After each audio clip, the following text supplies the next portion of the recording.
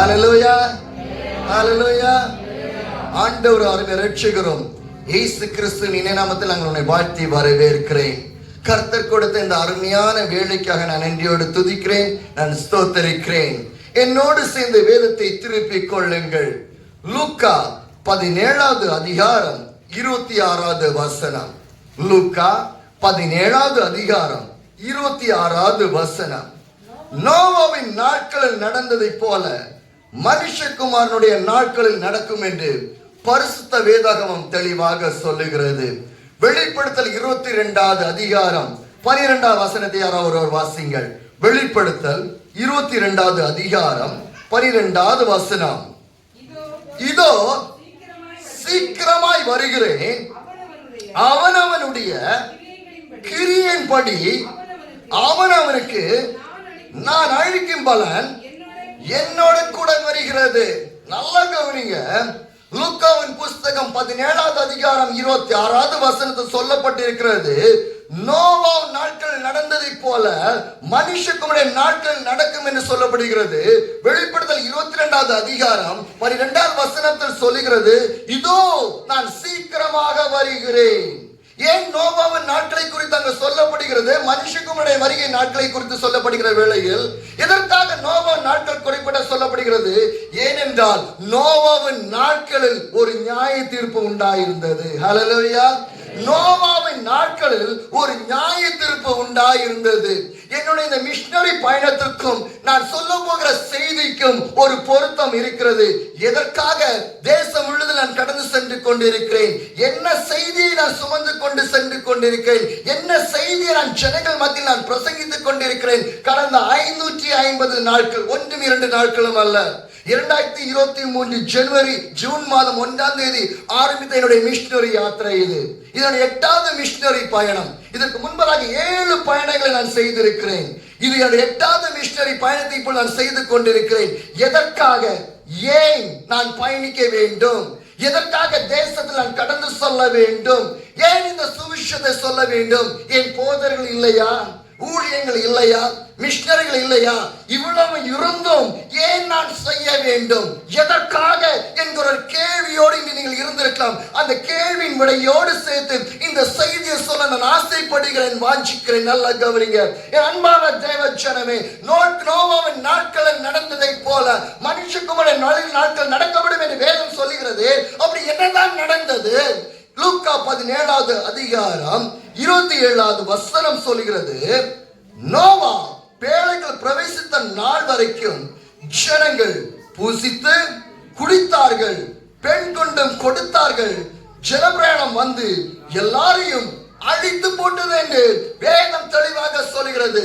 நோவா நாட்கள் அப்படி என்னதான் நடந்தது? நோவா நாட்கள் ஏன் இவ்வளவு பெரிய கொடூரமான காரியம் நடைபெற்றது? ஏனென்றால் தேவனை மறுதலித்து போன ஜனம், தேவன் யார் என்பதை அறிந்திருந்தார்கள். நோவா பிரசங்கித்தானா? பிரசங்கித்தான். என்னோடு திருப்பிக் கொள்ளுங்கள். 2 பேதுருவின் புஸ்தகம் 2வது அதிகாரம் 4வது வசனம் 5வது வசனத்தை வாசிங்கள். பாவம் செய்த தூதர்களை தேவன் தப்ப விடாமல் அந்தகார சங்கினால் கட்டி நரகத்தில் தள்ளி நியாய தீர்ப்பு வைக்கப்பட்டதற்கு ஒப்பு கொடுத்த. நல்லா கவனிங்க. தேவன் நம்ம எவ்வளவு தப்பு செய்தாலும் சரி, இன்னைக்கு வரைக்கும் அவருடைய கிருபை நம்மளை மன்னித்துக் கொண்டே இருக்கிறது. ஆனா கவனிங்க, பேதுருவின் புஸ்தகத்தில் என்ன சொல்லப்பட்டிருக்கிறது? பாவம் செய்த தூதர்கள், பாவம் செய்த தூதர்கள் ஒரு பக்கம் இருக்கிறார்கள், பாவம் செய்த மனிதர்கள் இன்னொரு பக்கம் இருக்கிறார்கள். இவர்களுக்காக நியாய தீர்ப்பு வைக்கப்பட்டிருக்கிறது. அவர்களை தப்ப விடவில்லை என்று வேதம் தெளிவாக சொல்கிறது.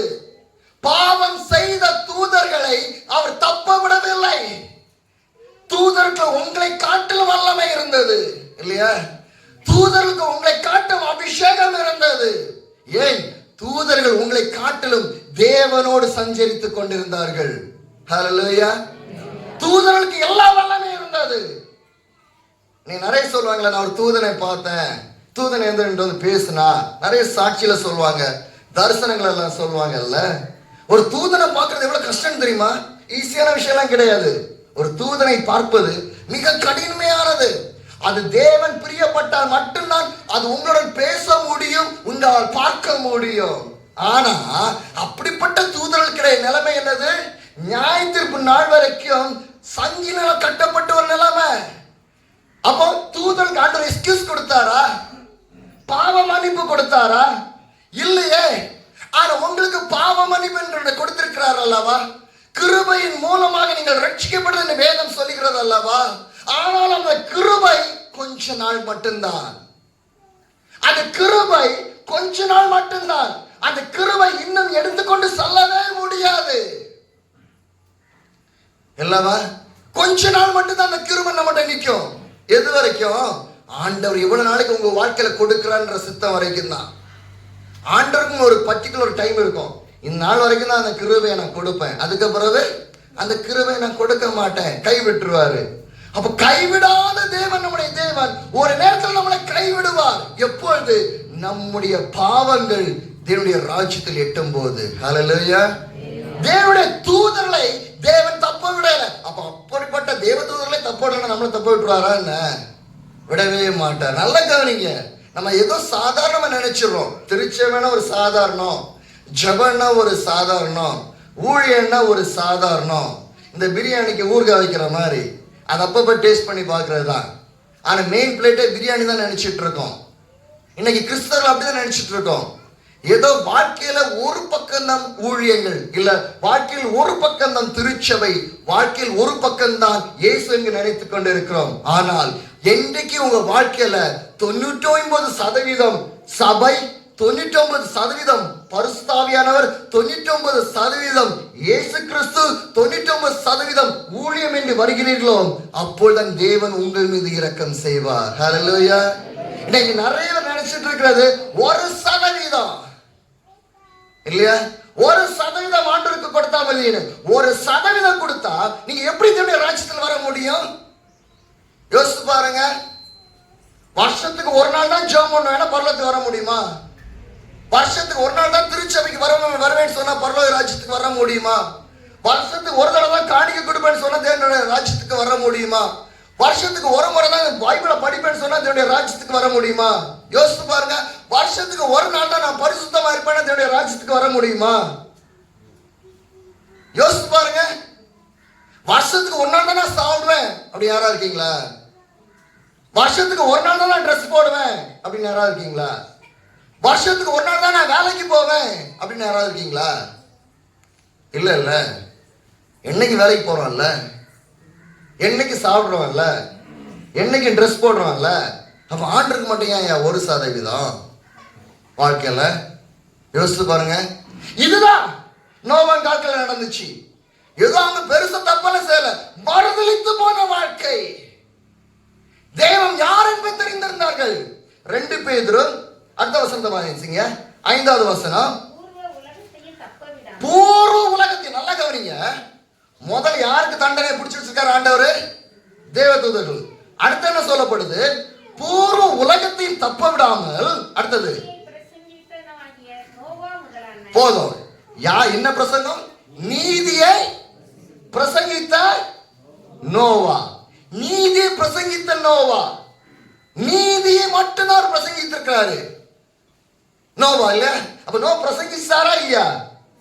பிரசங்கித்திருக்கிறார், சுவிசேஷத்தை அறிவித்திருக்கிறார், ரட்சிப்பை குறித்து சொல்ல இருக்கிறார். ஆனா ஜனமோ அதை ஏற்றுக்கொள்ளல. இன்னைக்கு அதுதானே நம்மளும் செஞ்சுட்டு இருக்கோம். நோவா நாட்கள் நடந்து நினைச்சு என்ன நினைக்கிறோம்? வித்தியாசமா நடக்குமா? நல்லா கவனிங்க. சாத்தான் எப்பவுமே ஏமாத்துக்கான. அவன் எல்லாம் பெரிய ஒரு பாவத்தை செய்ய சொல்ல மாட்டான். அவன் ஒரு சிறு பாவத்தை தான் விதைப்பான். அந்த சிறு பாவத்தின் மூலமா நான் பெரிய பாவத்தை செய்வான், அவ்வளவுதான். அது கிரேட் எக்ஸாம்பிள். ஆண்டவர் ஏதேன் தோட்டத்தில் யாரெல்லாம் வச்சாரு? ஆதாமையும் ஏவாளையும். அந்த பழத்தை சாத்தான் பறிச்சானா ஏவாள் பறிச்சாப்லையா? யார் பறிச்சா? ஏவாள் தான் பறிச்சா. சாத்தான் பறிக்கல, சாத்தான் தூண்டுனா, அவ்வளவுதான். அவன் சின்ன ஒரு துணிக்கை தான் போட்டான், சின்ன ஒரு கேள்வியை தான் கேட்டான். அதுக்கு யார் விழுந்தா? இப்ப யார் தப்பு செஞ்சா? யாரோட தப்பு பெருசா இப்ப இருக்கு? அதே மாதிரிதான். நல்ல கவனிங்க. ஏன்னா சாத்தானுக்கு தெரியும், அவன் அதுக்கு தான் முன்னாடி நம்ம என்ன வாசனம், அவனை நியாயத்தீர்ப்பாக வைக்கப்பட்டிருக்குன்னு சொல்லிட்டு. அப்போ அதுக்கு முன்னாடி எத்தனை திருச்சபைகளை ஏமாற்ற முடியுமோ, எத்தனை ஊழியர்களை ஏமாற்ற முடியுமோ, எத்தனை விசுவாசிகளை ஏமாற்ற முடியுமோ அவைகளை ஏமாற்றி கொண்டே இருப்பான். சரி, இந்த தேவதூதன் சொன்னனே, இவருக்கு தெய்வம் யார் என்பது தெரியுமா?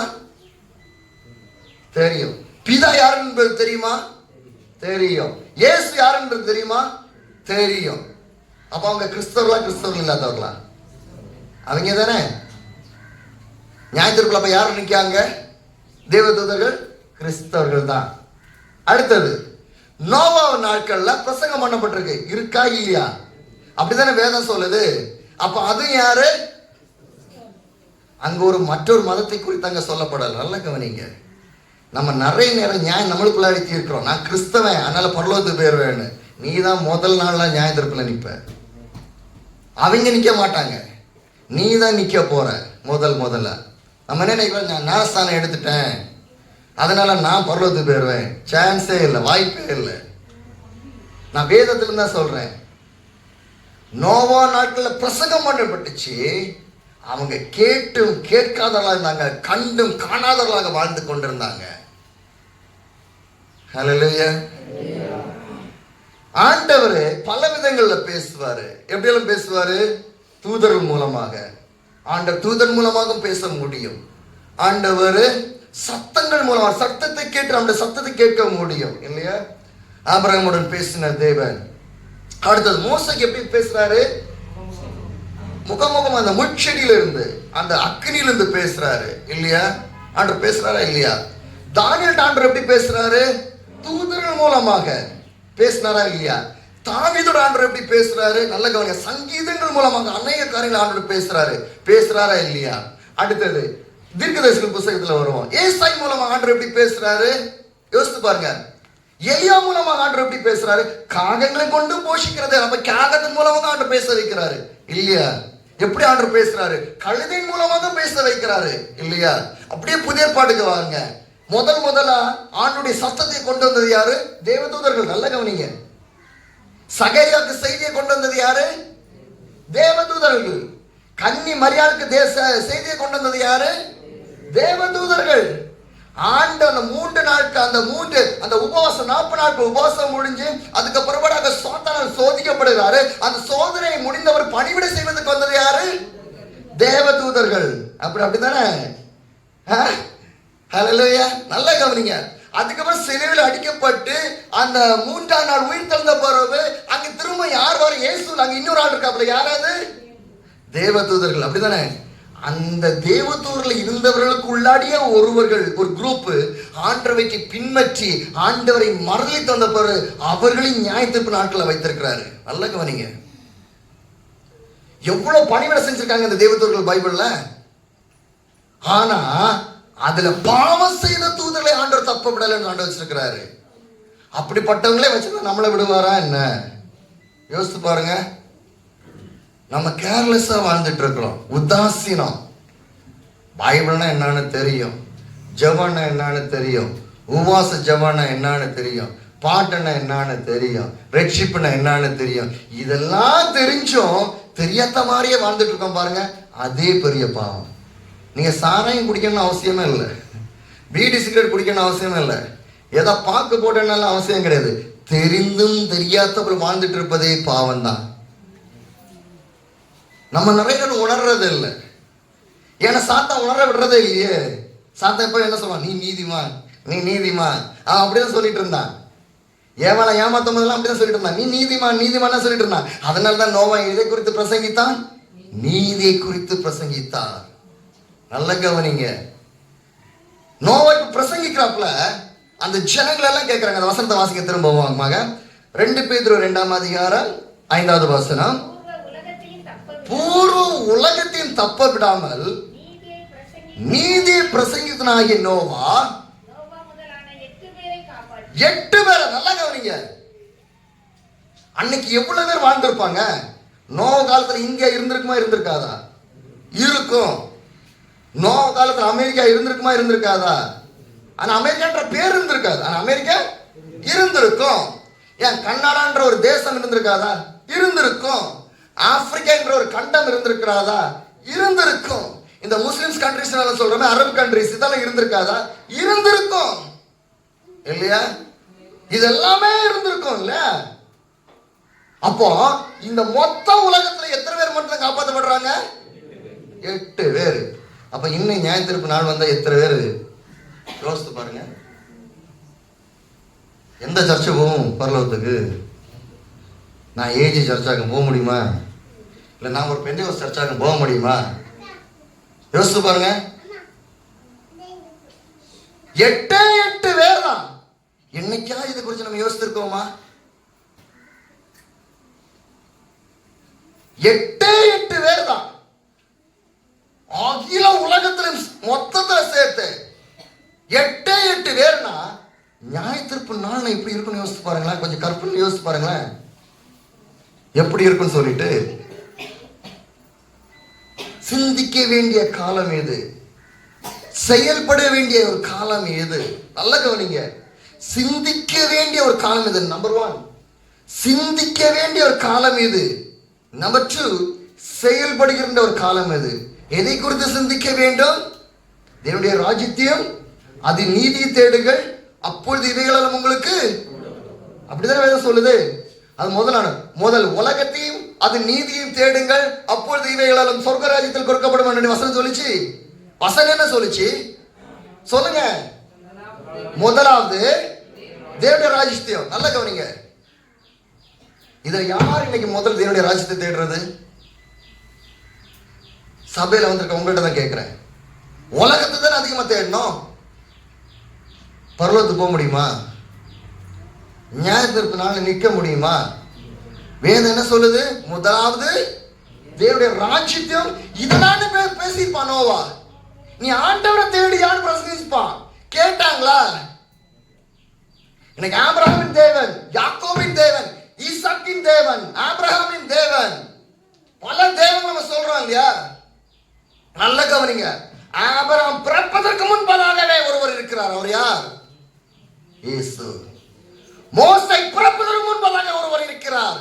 யார்? இயேசு.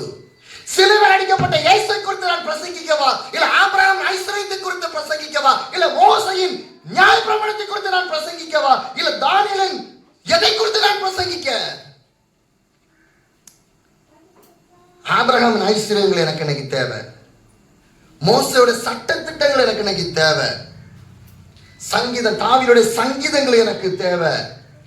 தீர்க்கதரிசிகள் எழுதிய எலிஜா, எலிசா, ஐசாயா, இதுவரை தீர்க்கதரிசிகள் எழுதிய தீர்க்க தரிசனங்களுக்கு தேவை. சிலுவையில் அடிக்கப்பட்ட இயேசு எனக்கு தேவையில்லை. இன்னைக்கு அதுதான் மறுதலித்து போன கூட்டம். அதானே? ஆபிரகாம் ஆசீர்வாதம் எனக்கு வேணும்னு சொல்ற எத்தனை பேர் இருக்கீங்க? எல்லாரும் இப்ப கை தூக்குவீங்க. அப்படிப்பட்ட ஆசீர்வாதம் ஆபிரகாமுக்கு கிடைச்சது. கிடைச்சா இல்லையா? மோசே வழி நடத்தணும், அதே போல நானும் வழி நடத்தணும் சட்ட திட்டங்கள் மூலமாக. எத்தனை தேவை? எல்லாரும் கை தூக்குவீங்க. தாவீது கோலியாத்தை கொன்றான், அதே போல எதிரிகளை நான் கொல்ல வேண்டும், எல்லாருக்கும் தேவை. ஆனா சிலுவையில் அடிக்கப்பட்ட இயேசை குறித்து பிரசங்கிக்க நான் தயார்னு சொல்லி எவ்வளவு பேர் இருக்கீங்க? அதுதான் சுவிசேஷம். சுவிசேஷம் என்றால் என்ன? மத்தேயு 4:17 ஒரு வாசிங்கள். மத்தேயு 4:17.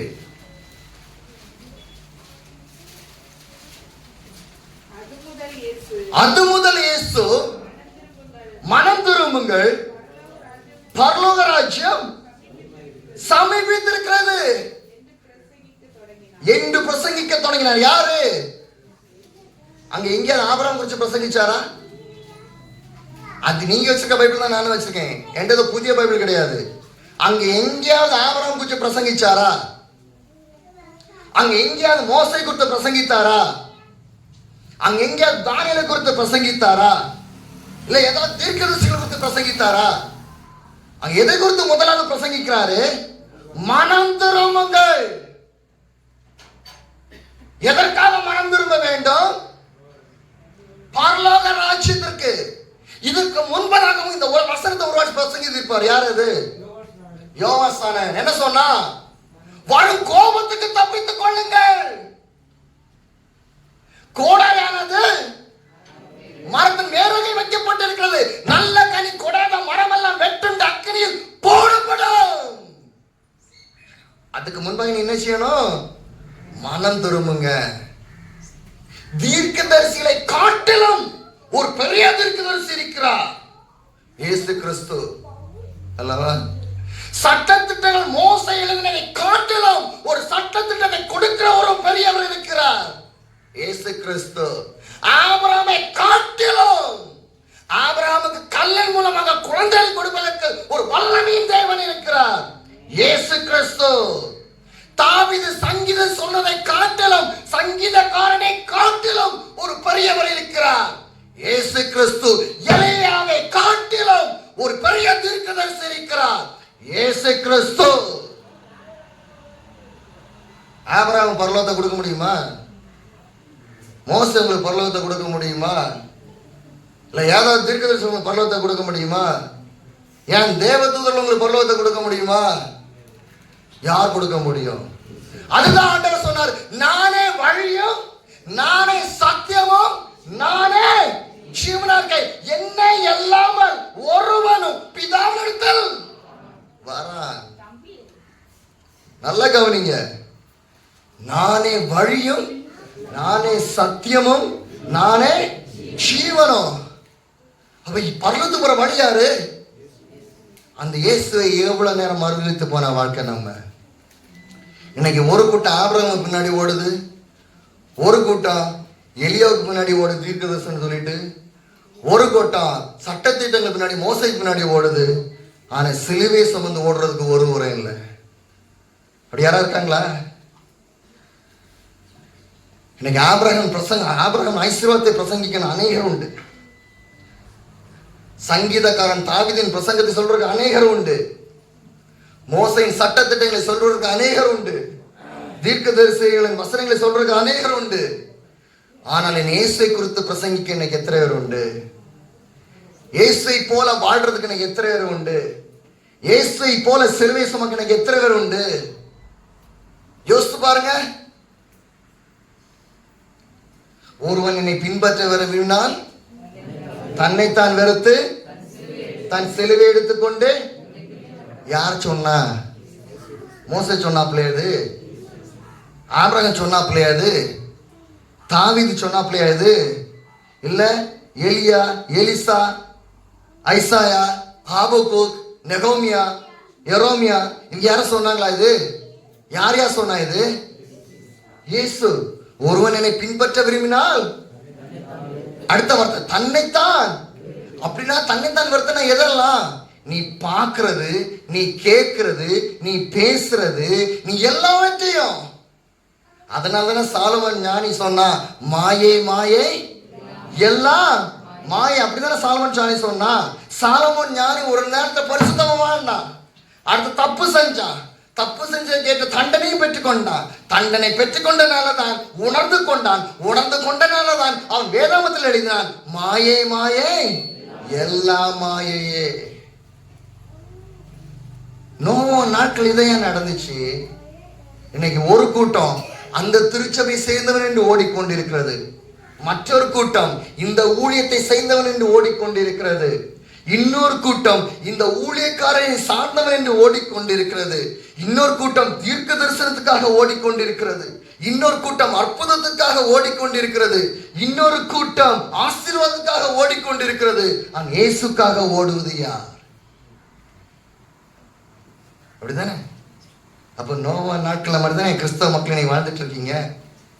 அற்புதத்துக்காகவும் ஆசீர்வாதத்துக்காகவும் தீர்க்க தரிசனத்துக்காக தானே ஓடிட்டு இருக்கீங்க. சிலுவையில் அடிக்கப்பட்ட இயேசுவை குறித்து பிரசங்கிக்க யார் இன்னைக்கு ஓடுவது? இன்னைக்கு அப்படிப்பட்ட ஒரு எழுப்புதல் இருந்ததுன்னா என் தேசம் சந்திக்கப்படாதா? இவ்வளவு மண்டையை முட்டி முட்டி நீ ஜெபம் பண்ணி இருக்கணுமா? அப்படிப்பட்ட ஒரு பாரமுள்ள ஒரு திருச்சபை இன்னைக்கு இருந்திருந்தால் என் தேசம் சந்திக்கப்பட்டிருக்கிறாதா? யோசித்து பாருங்க. சுவிசேஷம் சரியாக சொல்லப்படவில்லை இன்றைக்கும் தமிழ்நாட்டில். இயேசு யார் என்பது இன்றும் சரியாக அறிந்து கொள்ளவில்லை என் ஜனங்கள் இன்று வரைக்கும் என்னுடைய தமிழ்நாட்டிற்குள்ளாக. அதனால தானே இயேசு அறிந்து கொண்டா இப்படி உட்கார்ந்து இருந்திருப்போமா? நாலா பக்கம் பிச்சுக்கிட்டு போயிருக்க மாட்டோம் சுவிசேஷத்தை சொல்றதுக்கு. இயேசு, திரும்ப சொல்றேன், இயேசுவை சரியாக புரிந்து கொண்டிருந்தால் இப்படி உட்கார்ந்து இருந்திருப்போமா? பெந்தைக்கோஸ்து நாள் வந்தது, எல்லாரும் ஒருமனப்பட்டு மேலறை வீட்டில் தங்கி, நல்ல கவனிங்க, எல்லாரும் ஒருமனப்பட்டு, வேறு மனப்பட்டல்ல, பிரிந்த மனம் அல்ல, ஒருமனப்பட்டு. பரிசுத்தாவியா செயல்படணும்னா ஒரு மனம் வேணும் திருச்சபைக்குள்ளாடி. ஏன்னா பரிசுத்தாவியா செயல்பட முடியாது. நல்ல கவனிங்க, ஒரு திருச்சபை ஆசீர்வதிக்கப்பட வேண்டும் என்றால், ஒரு திருச்சபை எழுப்புதலை பார்க்க வேண்டும் என்றால் ஒரு மனம் வேணும். நான் வேதாமத்தில் தான் சொல்றேன், வேற எங்கிருந்து கட்டுக்கதைகளை சொல்வதற்கு நான் ஆசைப்படவில்லை, நான் வாஞ்சிக்கவும் இல்லை. பெந்தைக்கோஸ்து நாள் வந்த போது ஒருமனப்பட்டு ஓரிடத்தில் கூடினார்கள். நல்ல கவனிங்க, ஒருமனப்பட்டு ஓரிடத்தில் கூடினார்கள். அப்படிதானே வேதம் சொல்லுது. அவ கூடின போது என்ன வந்துச்சு? பரிசுத்த ஆவியானவர் வந்து இறங்கினாரு. பரிசுத்த ஆவியானவர் இறங்கின உடனே அதில் ஒரு மனிதன் எழும்புகிறான். அவனுடைய பேர் பேதுரு. அவன் எழுப்பி பிரசங்கிக்கிற வேளையில் எத்தனை ஜனங்கள் இயேசுவை ஏற்றுக்கொண்டார்கள்? 3000 ஜனங்கள். ஆபிரகாம் குறித்து பிரசங்கித்தானா அந்த பேதுரு? மோசை குறித்து பிரசங்கித்தானா? இல்ல ஏதாவது தீர்க்க தரிசனத்தை குறித்து சொன்னானா? உங்களுக்கு ஆடு வரும், கோழி வரும், மாடு வரும், கார் வரும், பங்களா வரும், பேங்க் நிறைய அக்கௌண்ட்ல மணி வரும் ஏதாவது சொன்னாப்ல? யாரை குறித்து பிரசங்கித்தான்? இயேசுவை குறித்து பிரசங்கித்த போது எத்தனை ஜனங்கள் ஏற்றுக்கொண்டார்கள்? 3000 அதிகமான ஜனங்கள். ஹல்லேலூயா. அதல்லவையா எழுப்புதல். இன்னைக்கு எழுப்புதல் சொல்லி கண்ணு கட்ட வித்தை எல்லாம் நடந்துட்டு இருக்கு தேசத்துல. ஆவியானவர் எங்கேயா நம்ம செயல்பட விட்டோம்? ஆவியானவர் எங்க நம்ம செயல்பட விட்டோம்? பரிசுத்தவாவியோட எங்க நம்ம செயல்பட விட்டோம்? நான் எங்க பார்த்தாலும் நான் தான், நான் ஊழியம் நடத்துறேன், நான் ஊழியத்தை வளர்க்கிறேன், என் ஊழியத்தில் இவ்வளவு பேர் இருக்காங்க, இவ்வளவு கூட்டத்தை நடத்துறாங்க, நான் நான் நீயே நடத்திக்க. நல்லா ஆண்டு வர மாட்டாரு.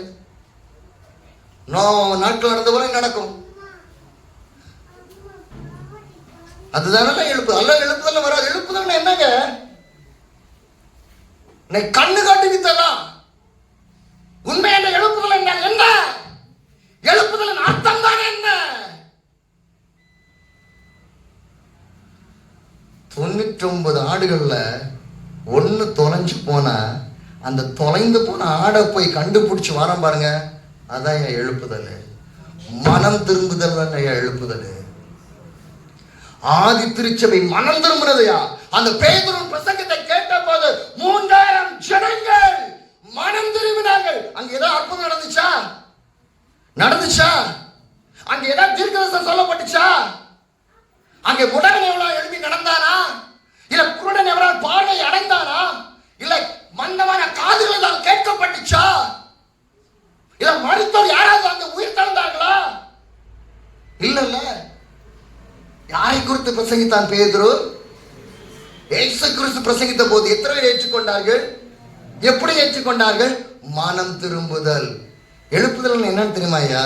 மனம் திரும்புறதா எழுப்புதல். இன்னைக்கு பஞ்சாப் தேசம் எழுப்புதல் நினைச்சிட்டு இருக்காங்க. அதெல்லாம் எழுப்புதலே கிடையாது. சாத்தான் அப்படியே ஒரு கற்பனை காவியத்தை கட்டி ஒதுக்குறான்.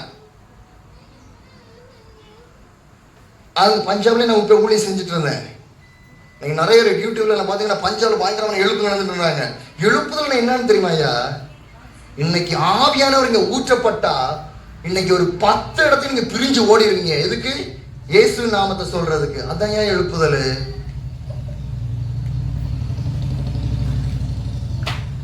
ஹல்லேலூயா. ஆண்டவர் இஸ்ரவேலை நேசித்தாரு. அதை காட்டிலும் காணாம போன ஒரு ஆட்டை அதிகமா நேசிச்சாரு. நல்ல கவனிங்க. இஸ்ரேல் தேசத்தையும் தேவன் நேசித்தார். ஆமாவா இல்லையா? இஸ்ரேல் ஜனங்களை நேசித்தாரா இல்லையா?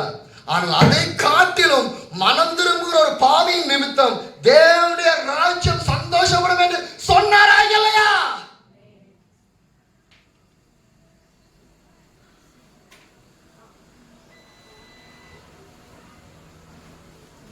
செய்த ஊழியம் ஒரு எழுப்புதல் ஊழியம். ஏன் தெரியுமா? அவர் ஒரு ஆளுக்கும் ஊழியம் செஞ்சாரா இல்லையா? இன்னைக்கு ஒரு ஆளுக்கு ஊழியம் செய்யறதுக்கு எத்தனை பேர் இருக்காங்க? எனக்கு இவ்வளோ பெரிய க்ரௌட் இருந்தால் தான் ஊழியம் செய்வேன், இவ்வளோ பாசஸ் இருந்தால் தான் நான் பாசஸ் ஃபெலோஷிப் மீட்டிங் நடத்துவேன், அப்படித்தானே?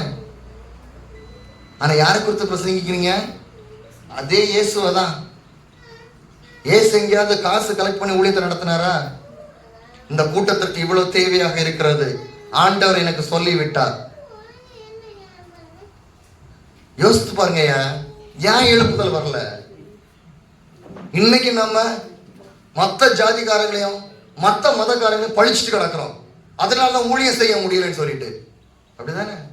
கண்ணு காட்டு வித்த வட மாநிலம் எடுத்துட்டோம்னா அவங்க அடிக்கிறாங்க இவங்க அடிக்கிறாங்கன்னு. முதல்ல நினைச்சிடுங்க, முதல் எதிரியே உன் கூட இருப்பான் தான் உனக்கு எதிரி.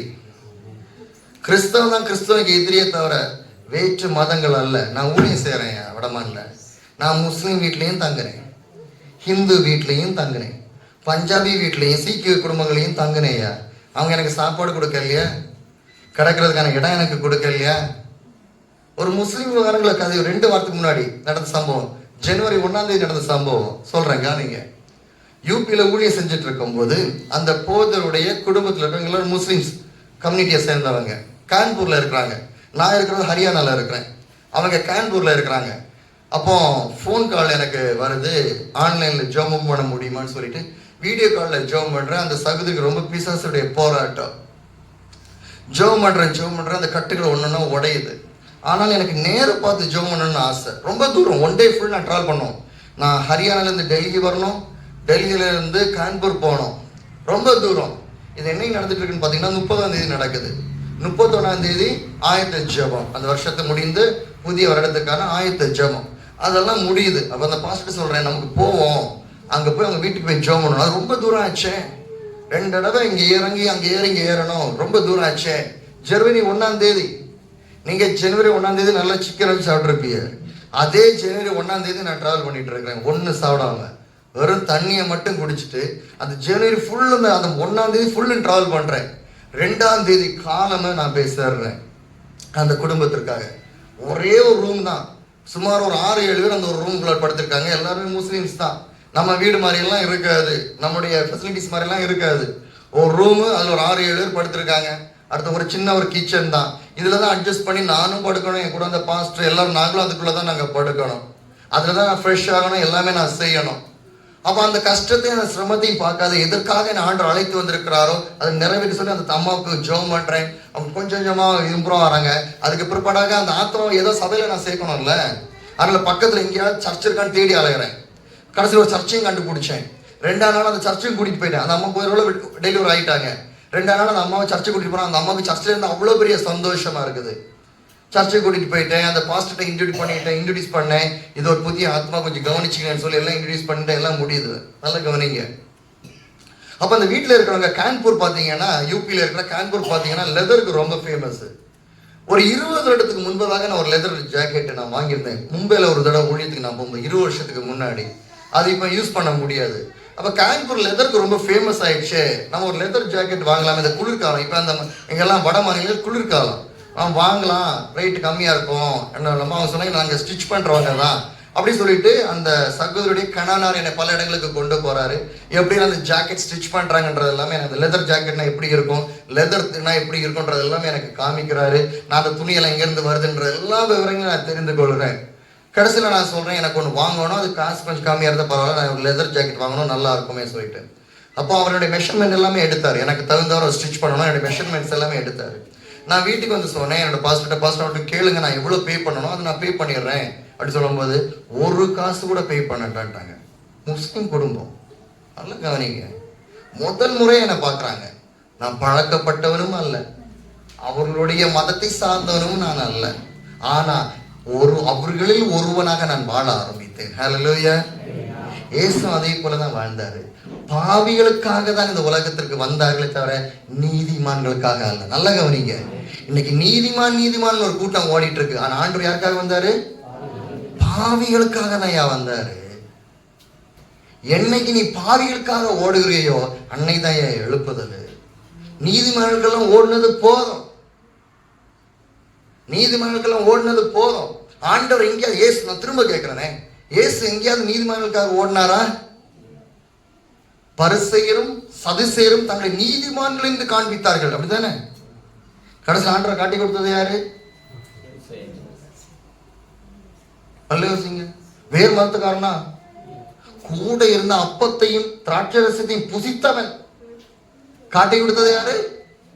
வேறு மதத்துக்காரனா? ஏதோ ஆப்பிரிக்கால இருந்து கடந்து போய் அங்க காட்டி கொடுத்தாங்களோ? இல்ல இந்தியால இருந்து கடந்து போனாங்க. இந்தியாவை இவ்வளவு சொல்றோமே, அவருக்காக ஜெபிங்கள், இவர்களுக்காக ஜெபிங்கள், இவர்கள் மூலமாக கிறிஸ்துவ இவ்வளவு பெரிய போராட்டம் வருதுன்னு சொல்லிட்டு நம்மளும் பண்ணிருப்போம்ல. அவங்கள காட்டி கொடுத்தாங்க. கூட இருந்த அப்பத்தையும் திராட்சரசத்தையும் புசித்தவன், சிலுவையில அறையும் அறையும் என்று கத்தினவர்கள் யாரு? சொல்லுங்களேன், யாரு? ஆண்டுடைய கூட இருந்தவங்க தான், இஸ்ரேல் ஜனங்கள் தான், வேற யாரும் கிடையாது. கிறிஸ்துவுக்கு இன்னைக்கு சுவிசேஷம் அறிவிப்பதற்கு இன்னைக்கு தடையா இருப்பதே நம்ம தான். ஒரு கம்ஃபர்ட் சோன்ல உட்காந்துட்டோம். இதுல இருந்து அசங்கவே கூடாது. ஃபெவிக்விக்ஸ் போட்டு ஒட்டின மாதிரி அப்படியே உட்காந்துட்டோம். இதுல இருந்து எழுமனா என் சேரு போயிடும், இதுல இருந்து எழுமனா என் இடம் போயிடும், இதுல இருந்து எழுமனா என் பதவி போயிடும், இதுல இருந்து எழுமனா இப்ப இருக்கிற கிடைக்கிற எல்லா ஆசீர்வாதங்களும் எனக்கு போயிடும், இதுல இருந்து எழுமனா என் குடும்பம் தொலைஞ்சு போயிடும். சுவிசேஷத்துக்கு யார் தடை? இப்ப சொல்லுங்க. நான் வேதத்துக்கு தான் சொல்றேன், வேற எங்க இருந்தா சொல்றேன்னா? கட்டுக்கதையில சொல்வதற்கு எனக்கு நேரம் இல்லை. என் சிலுவையில் அடிக்கப்பட்ட இயேசுவை பிரசங்கிப்பதற்கான தேவன் எனக்கு நேரத்தை கொடுத்திருக்கிறாரு. நல்ல கவனிங்க ஐயா, நோவான் காலத்துல இப்படிதான் நடந்துச்சு. சுவிசேஷத்தை கேட்டும் கேட்காத போலதான் இருந்தாங்க, சுவிசேஷத்தை கண்டும் காணாத போலதான் இருந்தாங்க. அதனாலதான் ஐயா இவ்வளவு பெரிய தண்டனை அவர்கள் அனுபவித்தார்கள். 2 பேதுரு 2:5 ஒரு முறை வாசிங்கள். 2 பேதுரு 2:5 பூர்வ உலகத்தையும் தப்ப விடாமல் நீதியை பிரசங்கித்தவனாகிய நோவா முதலான 8 பேரை காப்பாற்றி, நல்ல கவனிங்க, யாரு? அவபக்தி. இயேசு யார் என்பதை அறிந்து கொண்டும் இன்னும் உணராமல் இருந்து கொண்டிருந்தீர்கள் என்றால் அவபக்தி. சுவிசேஷம் என்ன என்பதை அறிந்தும் சுவிசேஷத்தை பிரசங்கிக்கவில்லை என்றால் அவபக்தி. பரிசுத்தம் என்னவென்று அறிந்து கொண்டும் பரிசுத்தத்தில் வாழவில்லை என்றால் அவபக்தி. சிலுவை என்னவென்பதை அறிந்து கொண்டும் சிலுவையை சுமக்கவில்லை என்றால் அவபக்தி. அடுத்த வாசிங்க. நிறைந்த உலகத்தின் மேல் ஜலப்பிரளயத்தை யார் வர பண்ணது? ஆண்டவர் தான். அதன் நியாய தீர்ப்பு. என் அன்பான தேவச்சனமே, நோவா நாட்கள் நடந்ததை போல மனுஷனுடைய நாட்களில் நடக்கும். அதான் நடந்துட்டு இருக்கு. ஆனா யாராவது உணர்றோமா அதை? ஏன்னு தெரியுமா? பெரிய பெரிய கூட்டத்தை பார்த்தோம். யூடியூபை திறந்தாலே 10-15 மெசேஜ் சர்றன்னு வந்துடுது. வாட்ஸ்அப்பை திறந்தா அதில் ஒரு 10-15 மெசேஜ் வந்துடுறது. வாட்ஸ்அப்பை திறந்தா அதில் ஒரு மெசேஜ், பைபிள் வசனம் அதில் சர்றன்னு வந்துடும். ஃபேஸ்புக்கை திறந்தா அதில் 18 மெசேஜ்கள் வந்துடுது. நம்ம என்ன நினைக்கிறோம்? பயங்கர எழுப்பு நடந்துட்டு இருக்கு, பயங்கர எழுப்பு நடந்துட்டு இருக்கு, வசனம் எல்லாம் பிரசங்கித்து கொண்டு இருக்கிறது, வசனம் எல்லாம். அது மனம் திரும்புதல் இல்லையே. எத்தனை வாட்ஸ்அப்ல மெசேஜ் வந்தாலும் மனம் திரும்புதல் இருக்கா? யூடியூப்ல எத்தனை செய்தி வந்தாலும் மனம் திரும்ப இருக்கா? வாட்ஸ்அப்ல எத்தனை ஸ்டேட்டஸ் வச்சாலும் மனம் திரும்புதல் இருக்கா? ஃபேஸ்புக்ல எத்தனை மெசேஜ் போட்டாலும் வந்திருக்கா? ஆனா வியூஸ் இருக்கும் பாத்தீங்கன்னா, 1 லட்சம் வியூஸ், 2 லட்சம் வியூஸ், 3 லட்சம் வியூஸ் நல்லா இருக்கும். ஒரு பாட்டு போட்டாங்கன்னா அதுல ஒரு 1 million view, 5 million views, 10 million views இருக்கும். மனம் திரும்புதல் இருக்கா? மனம் திரும்புதல் இருந்தா பாட்டே தேவையில்லையா? ஏசு கூட்டம் நடத்தினார்ல, எங்கேயாவது கீபோர்டு வச்சு பாஸ்தாரா? சரி, அன்னைக்கு தான் கீபோர்டு இல்லை, மத்தளங்கள்லாம் இருந்துச்சுல்ல, கொட்டு, எங்கேயாவது கொட்டு வாங்க அடிப்போம்.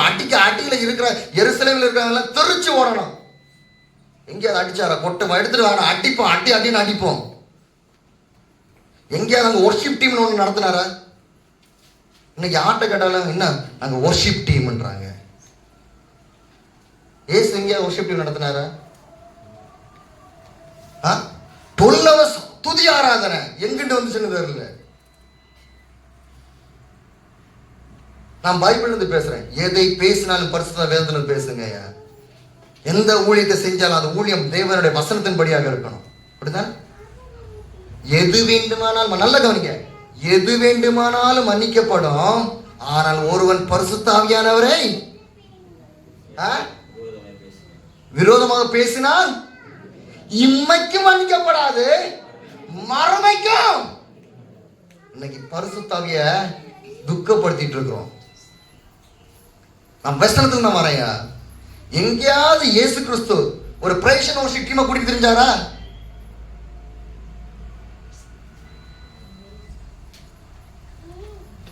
ஆண்டவர் யாரை பார்த்து ஊழியம் செய்ய சொன்னாரு? பாவிகள். நம்ம யாரை பார்த்து வாழ்ந்துட்டு இருக்கோம்?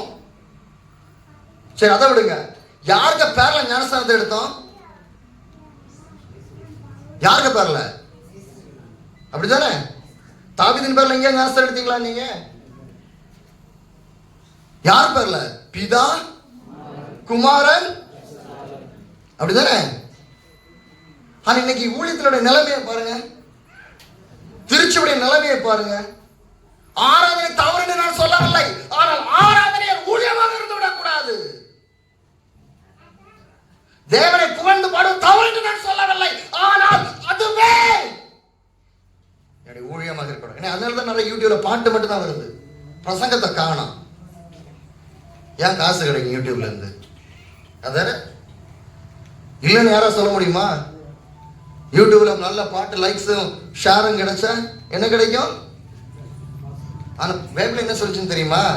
இலவசமாய் பெற்றீர்கள், இலவசமாய். அப்படிதானே? நீ பார்க்கிற ஒவ்வொரு பாட்டுக்கும் யாருக்கு காசு போகும்?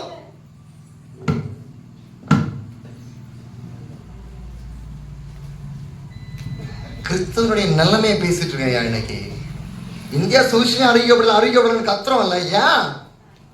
ஏன் அறிவிக்கப்படல? ஒன்னாலையும் என்னாலையும் தாயா இன்னைக்கு அறிவிக்கப்படாத இருக்கிற சூழ்நிலை.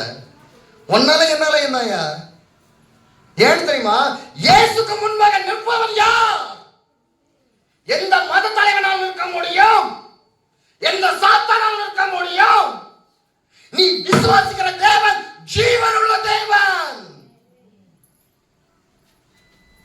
ஆனா சுவிசேஷம் அறிவிக்க அங்க தடை, இங்க தடை, என்னெல்லாம் கட்டுக்கம்பி கதைகள் அடிச்சுட்டு இருக்கோம்.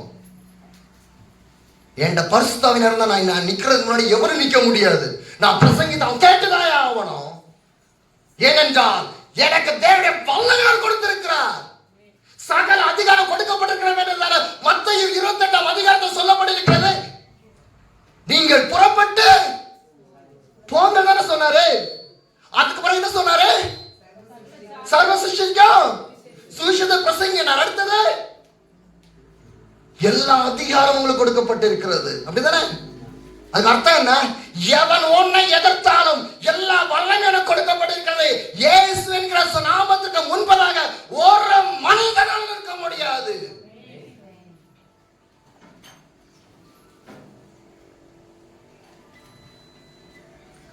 எனக்கு என்ன ஊழியத்துக்கு எதை பேருங்க நினைக்கிறீங்களா?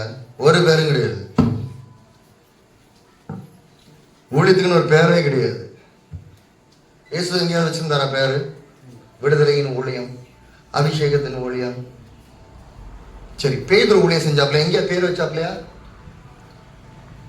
பவுல் அந்த திருச்சபையில சொல்றாரு இல்லையா? கொரிந்திய திருச்சபை, அந்த திருச்சபையோட பேர் அந்த இடத்த சொல்றாரு. அல்லது எங்கேயா தனி பேர் வச்சிருந்தாரா? எந்த பேர் பரலோகத்துக்கு போன அப்படியே எழுதி வச்சிருக்கா? என்ன வாஸ்தம்? வெளிப்படுத்தல் விஷயம் 22:12 என்ன வாஸ்தம்? இதோ சீக்கிரமாய் வருகிறேன், அவன் அவனுக்கு கிரியைகளுக்கு தக்கதன்படியாக. அப்படித்தானே? என்னைக்கு இப்படி ஒரு ஊழியமா மாறும் நம்ம ஊழியங்கள் எல்லாம்?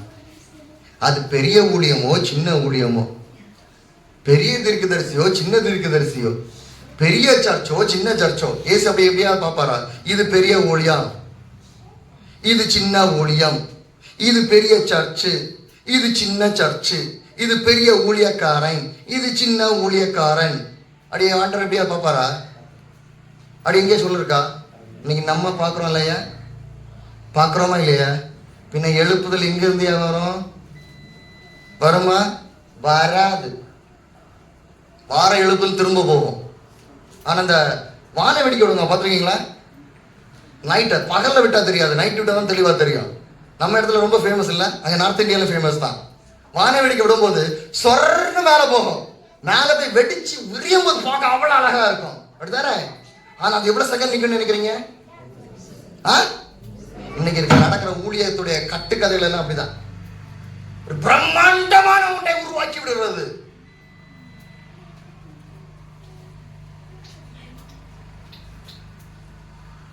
சாத்தான் அப்படிதான் செய்வான், அப்படிதானே? சாத்தானை அப்படிதான் ஏவல் அன்னைக்கு வந்துச்சான், இன்னைக்கு வரைக்கும் அப்படிதான் வந்துச்சுட்டு இருக்கான். எழுப்புதல் வராதியா? திரும்ப சொல்றேன், எப்ப மனம் திரும்புதல் உண்டாகிறதோ அப்பொழுதுதான் எழுப்புதல் வரும். சிலுவையில் அடிக்கப்பட்ட இயேசு குறித்து நான் என்று பிரசங்கிக்கிறேனோ அன்றுதான் எழுப்புதலை பார்க்க முடியும். என்றைக்கு என் திருச்சபை எழும்பி ஓடுகிறதோ அன்றுதான் எழுப்புதலை பார்க்க முடியும். ஹல்லேலூயா. இல்லைன்னா நோவா நாட்கள் நடந்ததை போல மனுஷன் வாழ்க்கையில் நடக்கும். இது முதலாவதாக. சுருக்கம் முடிச்சுடுறேன், டைம் போயிட்டு இருக்குது. ஏன்னா அடுத்த தடவை நான் எப்போ பார்ப்பேன்னு உங்களுக்கு தெரியாது. 3 தடவை தான் வந்தேன் நான். இந்த 550 நாட்களுடைய பயணத்தில் 3 முறை தான் வந்தேன். முதல் முறை எங்கள் அம்மாவுக்கு கால் விழுந்து ஃப்ராக்சர் ஆயிடுச்சு, அந்த முதல் முறை. 2வது முறை சிரன் மகாதேவில் ஒரு கன்வென்ஷன் கூட்டத்துக்கு வந்தேன், இது ஒரு 3வது தடவை. இப்போ வந்தது ஊழியத்துக்கு தான் வந்தேன். இந்த 3 முறையில் 2 முறை ஊழியத்திற்காக தான் வந்தேன். ஒரே ஒரு முறை தான் என்னுடைய குடும்ப அம்மாவுக்காக நான் வந்த காரியம். ஹல்லேலூயா. என்ன அடுத்து எப்போ நான் வருவேன்னு தெரியாது, ஆனால் சொல்றதை சொல்லி முடிச்சுட்டு போறேன். திரும்புறதும் திரும்பாததும் உங்க இஷ்டம். ஹல்லேலூயா. காதுள்ளவர்கள் யாருக்காவது பசிக்கன்னா வீட்டில் போய் சாப்பிட்டுக்கலாம், யாருக்காவது தண்ணி குடிக்க நினைச்சீங்கன்னா போய் குடிச்சுக்கலாம். ஆனால் நான் வந்ததை சொல்லிட்டு தான் போவேன். ஹல்லேலூயா. ஏன்னு தெரியுமா? உங்க ஃபேஸை நான் நரகத்தில் பார்க்க கூடாது, உங்க முகத்தை நான் நரகத்தில் பார்க்க கூடாது. ஹல்லேலூயா. என்னோட திருப்பிக் கொள்ளுங்கள். லூக்கா, இது முதலாவது. அப்போ நோவால நாட்கள் எத்தனை பேர் காப்பாற்றப்பட்டாங்க? 8 பேர். நல்லா கவனிங்க. அப்போ முதல்ல உங்க குடும்பத்துக்காக நீங்க செபிங்க. உன் கணவனுக்காக செபி, உன் மனைவிக்காக செபி, உன் பிள்ளைகளுக்காக செபி. சரி, நோவா நாட்கள்ல அவனுடைய குடும்பம் மட்டும் தான் காப்பாற்றப்பட்டுச்சுல்ல? எப்படி? நோவா சுஷத்தெல்லாம் பிரசங்கிக்கிறாப்புல, ஆனா ஒருவரும் வரல. ஜோடி ஜோடியாக என்ன உங்களுக்கு வந்துச்சு? நல்ல கவனிங்க. மிருகங்களுக்கு சுவிசேஷம் அறிவிக்கப்பட்டுச்சா? பறவைகளுக்கு, யானைகளுக்கு, பாம்புகளுக்கு சுவிசேஷம் அறிவிக்கப்பட்டுச்சா? இல்லவே இல்லை. ஆனா யாருக்கு சுவிசேஷம் அறிவிக்கப்பட்டுச்சு? ஜனங்களுக்கு. அப்படித்தானே பேதுருல நம்ம படிச்சோம். Right, okay. இப்போ நோவா எதை கூடுறான்? ஜோடி ஜோடியாக பறவைகளையும் காட்டு விலங்குகளையும் கூடுறான். அதுக்கு வந்துச்சா இல்லையா? இப்ப மனுஷனுக்கு அறிவு இருக்கா? அதுக்கு அறிவு இருக்கா? ஒரு சந்தேகம். யாருக்கு இப்ப அறிவு இருக்கு? அதுங்களுக்கு தான் இருக்குன்னு இப்ப சொல்லுவேன். ஏன் தெரியுமா? இவ்வளவு தூரம் கத்தி கத்தி பிரசங்கிச்ச போற கூட நோ பிரசங்க கூட அந்த பேழைக்குள்ள எதுவும் வரல. ஆனா பறவைகளை கூட்ட, காகங்களை கூட்ட காகம் வருது, கிளிய கூட்ட கிளி வருது, யானை கூட்ட யானை வருது உள்ளுக்கு, புலிய கூட்ட புலி உள்ளுக்கு வருது. சரி, அப்போ நோவா பேழை செய்வதற்கு ஆண்டவர் யார்ட்ட கொடுத்தாரு? நல்ல கவனிங்க. யார்ட்ட கொடுத்தாரு? நோவாட்ட கொடுத்தாரு. அப்போ ஒரு பேழை செய்வதற்கு ஈஸியா கடினமா? கஷ்டம் தானே. காட்டுக்கு போகணும், மரம் வெட்டணும், அந்த மரத்தை கொண்டு வரணும். ஆண்டவர் நீளம், அகலம், உயரம் எப்படின்ற மெஷர்மெண்ட் கொடுத்துட்டாரு. அப்ப அந்த மெஷர்மெண்ட்டுக்கு தகுந்தவாறு இப்ப யார் கட்டணும்? நோவா கட்டணும். கடினம் தானே. வேற சிந்தனமா வேண்டாமா? காட்டுக்கு போனமா வேண்டாமா? மரம் வெட்டணுமா வேண்டாமா? கெட்டுறாதான் என்ன கட்ட முடியும்? பேழைய கட்ட முடியும். அப்படித்தானே? இன்னைக்கு ஊழியன் அப்படிதான் இருக்கணும், கடினமாக. நோவா இங்கே சொன்னா எனக்கு வயசாகி போச்சு கட்ட முடியாதுன்னு. இல்லை நோவா இங்கே சொன்னாப்லையா என்கிட்ட காசு இல்லை கட்ட முடியாதுன்னு. இல்லை நோவா இங்கே சொன்னாப்லையா என்கிட்ட ஆட்களே கிடையாது அதனால கட்ட முடியாதுன்னு சொன்னாப்லையா? என்ன செஞ்சா? கீழ்ப்படிந்தான். நம்பர் 1 கீழ்ப்படிதல். ஏன் அவனுக்கு குடும்பம் காப்பாற்றப்பட்டுச்சு? முதல் என்னது? நோவா கீழ்ப்படிந்தான். அதனால அவனுடைய பிள்ளைகளும் அவனுடைய மனைவியும் கீழ்ப்படிந்தார்கள், தேவனுக்கு கீழ்ப்படிந்தான். நம்பர் 2 நோவா தேவனுக்காக சேவை செய்தான். ஆமா, மரம் வெட்டினானா இல்லையா, குண்டு பேழை கெட்டினானா இல்லையா, வேலை செஞ்சான். அவன் மட்டும் செய்யணும், அவன் கூட சேர்ந்தா 8 பேரும். அப்போ தேவனுடைய ராஜ்யத்தில் நீங்க வரணும், என்ன செய்யணும்? முதல்ல என்ன செய்யணும்? ரெண்டாவது என்ன செய்யணும்? வேலை செய்யாம வர முடியுமா? உங்க ஓனர் வேலை செய்யணும், சம்பளம் தருவாப்லையா? தருவாப்லையா? யாராவதுக்கு? யாருக்கும் தர மாட்டா. அப்ப ஓனருக்கு வேலை செஞ்சா இல்ல, இந்த மாசம் நீ வேலைக்கே வரண்டா, ஃப்ரீயா படிச்சுக்க சம்பளத்தை, நீ வீட்டுக்கே வரண்டா, நான் ஜிபேல அனுப்பிச்சு விடுறேன். அப்படி நடக்குமா? நடக்காது இல்ல. வேலை செய்யணும்ல, செஞ்சாதானே சம்பளம் வரும். தேவனுடைய ராஜ்யத்துக்கு வேலை செய்யணும், எப்படி போவீங்க? ஹலோ, தேவனுடைய ராஜ்யத்துக்கு வேலை செய்யணும் எப்படி போவீங்க சொல்லுங்க? இதை எங்கேயும் கேட்டிருக்க மாட்டேன். அதனாலதான் எழுப்புதல தேசத்துல வரல. எனக்கு செய்யணும் கஷ்டம் ஆச்சு. பாத்தியல, மரத்து காட்டுக்கு போகணும், மரம் வெட்டணும், சம்பந்த கொண்டு வரணும், வேலை செய்யணும். அப்ப தேவனுடைய ராஜ்யத்துக்கு வேலை செய்யறது ஈஸியா? நீ செய்கிற வேலை காட்டிலும் கடினமான வேலை அது. அந்த வேலை, அதுக்கு தான் வெளிப்படுத்தல் 22:12 அவனவன் கிரியைக்கு தக்கதாக. அப்படிதான் இருக்கு. வேற ஏதாவது எழுதியிருக்காங்க? நீ கொடுத்த காணிக்கைக்கு தக்கதாக எழுதியிருக்கா? அப்படி இல்ல. இந்த ஊழியர் நீ பயங்கரமா நீ செய்வித்த, இந்த மீட்டிங் நீ அடிக்கடி போயிட்டு இருந்த, அப்படி எங்க எழுதியிருக்கா? என்ன எழுதியிருக்கு? கிரியைகளுக்கு தக்கதாக. அப்போ நீ தேவனுடைய ராஜ்யத்துக்கு என்ன கிரியை செஞ்சிருக்கியோ அந்த கிரியைக்கு தக்கதாக தான். அப்ப அதுக்கு செய்யணுமா வேண்டாமா? செஞ்சதான் எங்க வர முடியும்? இல்லைன்னா நல்ல எழுதி வச்சிருக்க ஒருத்தர் அங்க வர முடியாது. என்னையும் கூட சேர்த்தான் சொல்றேன், என்னையும் சேர்த்தான் சொல்றேன், வரவே முடியாது, எட்டி கூட பார்க்க முடியாது. அதுக்கு பெஸ்ட் எக்ஸாம்பிள் மோசே. மோசே ஆண்டவர் என்ன சொன்னாரு? அந்த கல்லை பார்த்து பேசணும். அப்ப மோசே என்ன செஞ்சாப்புல? அதனால எங்க தலைவருக்கு போக முடியல, கானானுக்குள்ள போக முடியல. அப்படிதானே? எப்படிப்பட்ட தலைவர் யோசிச்சு பாருங்க. எவ்வளவு அதிகாரம் படைத்த தலைவர், இவ்வளவு வருஷம் ஜனங்களை நடத்திட்டு வந்த தலைவருக்கு கானானுக்குள்ளால இப்ப பிரவேசிக்க முடியல. ஒரே ஒரு கீழ்ப்படிதல். அப்படிதானே? ஒன்னே ஒண்ணுதான். இதெல்லாம் கிரேட் எக்ஸாம்பிள்ஸ், பைபிள்ல நம்ம கொடுத்த எக்ஸாம்பிள்ஸ். அப்படின்னா தேவனுடைய ராஜ்யத்துக்கு ஒண்ணு கூட செய்யாம யாராவது போக முடியுமா? முதல் கீழ்ப்படிதல், ரெண்டாவது நோவா என்ன செஞ்சா? சேவை செஞ்சா. மூணாவதாக நோவா என்ன செய்தான் தெரியுமா? ஆண்டருக்கு உண்மையா இருந்தான். ஆண்டருக்கு நீங்க எப்படிப்பட்ட குடும்பம் தான் வேணும்? அந்த குடும்பம் தான் எங்க வரும்? உங்க குடும்பம் இப்படி மாறினாதான் வரும். நோவா குடும்பத்தில் எத்தனை பேர் வந்தாங்க பரலோகத்துக்கு? 8 பேர் மட்டும்தான் காப்பாற்றப்பட்டாங்க. நம்பர் 1. நம்பர் 2, லூக்கா 17வது அதிகாரம் 28 வசனத்தை வாசிங்க. லூக்கா 17:28. லோத்துடைய நாட்களில் நடந்தது போலவும் நடக்கும். ஜனங்கள் புசித்தார்கள், குடித்தார்கள், கொண்டார்கள், விற்றார்கள், நட்டார்கள், கட்டினார்கள். அங்க என்னென்ன சொல்லப்பட்டிருக்கு? திரும்ப வாசிப்போமா? வாசிங்க என்னோட சேர்த்து. லூக்கா 17:28.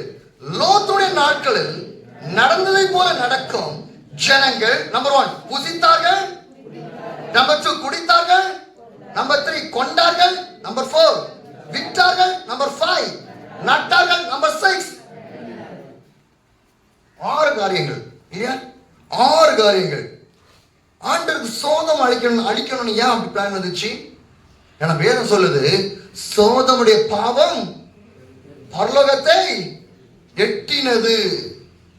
திரும்ப வாங்க 2 பேதுரு 2ஆம் அதிகாரம் 6வது வசனம். 2 பேதுரு 2ஆம் அதிகாரம் 6வது வசனம். சோதம் கொமோரா என்ற பட்டணங்களையும் சாம்பலாக்கி கவிழ்த்து போட்டு ஆக்கினிக்குள்ளாக தீர்த்து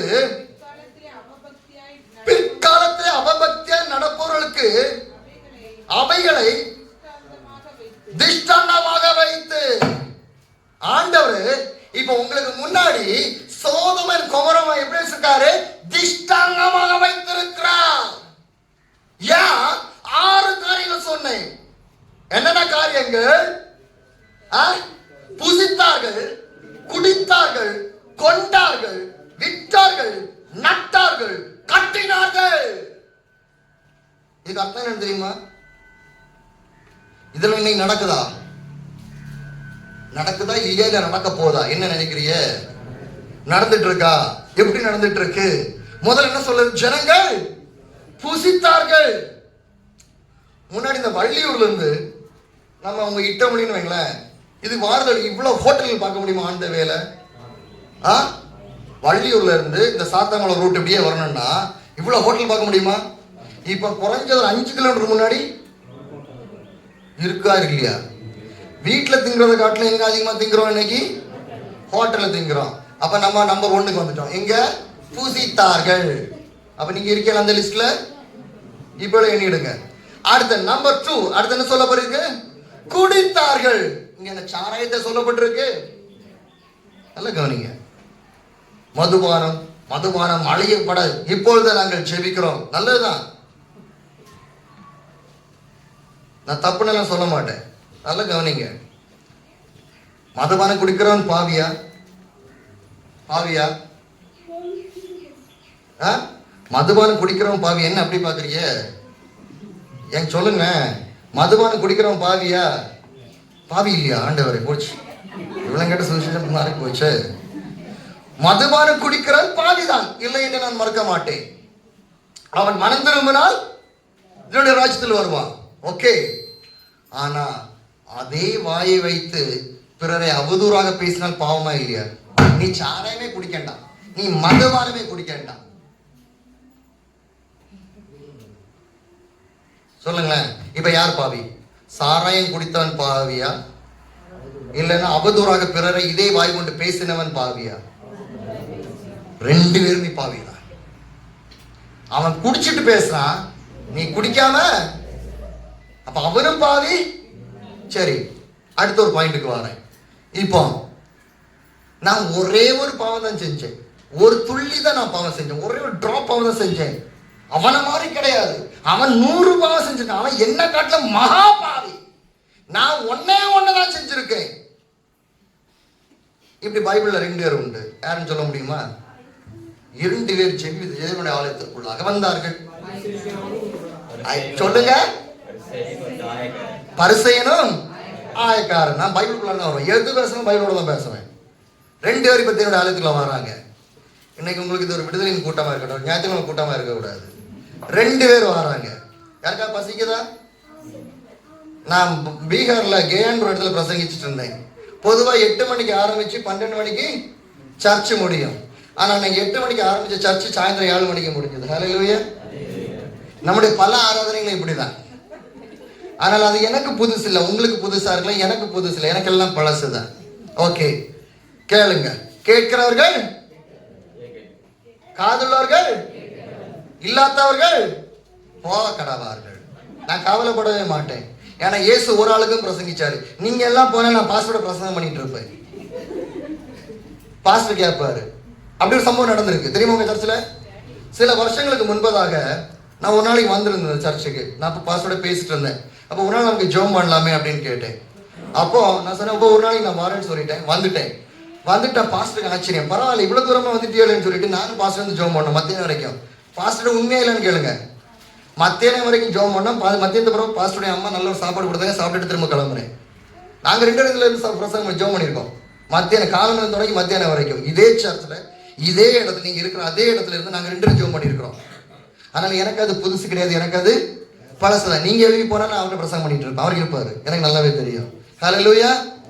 அழைத்த தேவன், அழைத்த தேவன். ஹல்லேலூயா. இப்ப எங்க சொல்லிட்டு இருந்தேன்? ஆயக்காரனும் பரிசேயனும். வருவோமா கதைக்கு? இப்ப 2 பேர் உள்ளுக்கு வாராப்ல. பரிசேயன் நேரா ஓடி முன்னாடி போயிட்டான். அவன் என்ன சொன்னான் சொல்லுங்களேன்? அநியாயக்காரன், விபச்சாரக்காரன், மற்ற நல்ல கவனிங்க, அந்த வாசிங்க. மற்ற மனுஷன் இந்த ஆயக்காரனை போலவும் அவரையும் சேர்த்துட்டான், ஆயக்காரனையும் கூட சேர்த்துட்டான். ஒருத்தன் நல்லா என்ன பண்ணுங்க, ஒருத்தன் தப்பு செஞ்சா அவனோட நம்மளும் இருக்கும். அவன் ஏன் கூட தப்பு செஞ்சான், குடிச்சது நான் மட்டும் கிடையாது, பக்கத்து வீட்டுக்காரன் சேர்த்தையா குடிச்சான். போய் சொன்னா நான் மட்டும் கிடையாது, கூட அவனும் சேர்ந்தடா போய் சொன்னான். ஐயா பாஸ்டர் பேச நான் மட்டும் கிடையாது, பக்கத்து வீட்டுக்காரன் சேர்ந்தா பேசுனேன். சேர்த்து பிடிச்சிருவோம், நீ மட்டும் சேரடா, வாடா வாடா வாடா. ஏவாள் பிடிச்ச மாதிரி நான் மட்டும் சாப்பிட்ட போற, நீ சேர்த்து சாப்பிடு, அப்புறம் நரகத்துக்கு போக முடியும். அதானே நடந்துட்டு இருக்கு. ஊழியத்தை குற்றப்படுத்துறதுக்குன்னே ஒரு குரூப், இன்னைக்கு ஊழியக்காரங்களை குற்றப்படுத்துறதுக்குன்னே இன்னைக்கு ஒரு குரூப். அதுக்குனால யூடியூப் எல்லாம் வச்சிருக்காங்க, அதெல்லாம் மைக்கில முடிச்சாலும் பேசுறாவையா. நீதிமான் காமிக்கிறாங்களா, நீதிமான். ஆனா அடுத்த வாசிங்க, பின்னிட்டு ஒருத்தன் இருக்கான், அவன் என்ன சொல்றான், தூரத்துல நின்று நல்ல கண்களை எதுக்கு நேராக, வானத்துக்கு நேராக ஏறெடுத்து துணியாமல் தன் மார்பிலை அடித்துக் கொண்டு தேவனை பாவியாக, நல்ல கவனிங்க என்ன இருக்கு, பாவியாக என்ன. இதுல யாருடைய ஜெபம் கேட்கப்பட்டுச்சு, யார் ஒருவன் மார்பில் அடித்துக் கொண்டு நான் பாவி என்மேல் கிருபை என்று சொன்னானோ அவனுடைய ஜெபம் கேட்கப்பட்டுச்சு. இன்னைக்கு ஜெபம் பண்ற எல்லாருக்கும் நான் சொல்றேன், ஜெபம் பண்ற எல்லா திருச்சபையும் சொல்றேன், ஜெபம் பண்ற ஊழியங்கள் எல்லா காரியங்களும் சொல்றேன், எவன் ஒருவன் நான் பாவிதான், எனக்காக நீர் அடிக்கப்பட்டீர், எனக்காக நீர் சிலுவை சுமந்தீர், எனக்காக நீர் ரத்தத்தை சிந்தினீர், நான் பாவிதான் என்று இன்னைக்கு ஒருவன் எவன் ஒருவன் மனம் திரும்புகிறானோ அவன் மேல் என் தேவன் பிரியமாக இருக்கிறார். ஹல்லேலூயா.